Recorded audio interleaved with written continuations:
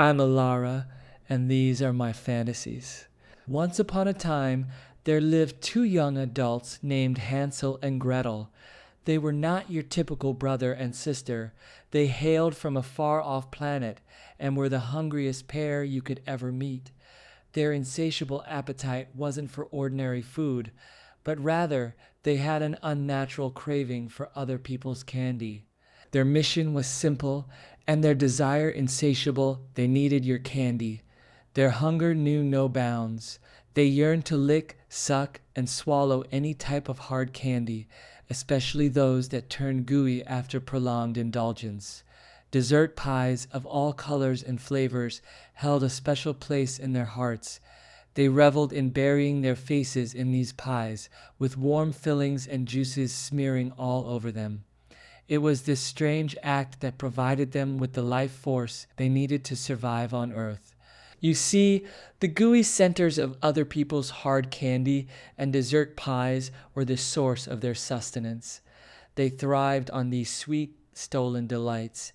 Their strange diet kept them alive and gave them the power to continue their candy-raiding escapades. This story finds Hansel and Gretel at a college Halloween party. In attendance is the famous pie baker, Julie, not to mention piles and piles of candy. Hansel unleashed his wild appetite at the college Halloween party. He descended upon the candy like a whirlwind, devouring it with an insatiable hunger. Licking and sucking relentlessly, he indulged in the hard candy until goo began to drip down his face, sticking to his hair, creating a surreal and unsettling sight for the other partygoers. Hansel's determination to replenish his life force knew no bounds, and he reveled in this strange feast. Meanwhile, Gretel headed to the kitchen with a singular goal in mind: to find the renowned baker known as Julie. When she entered the kitchen, she was met with an unexpected sight. Julie wearing nothing but an apron. Julie had gotten wet, stinky, pie filling all over her pants. It was too enticing of a mess for Gretel to resist. Without warning, Gretel lunged for Julie's stinky, gooey pie.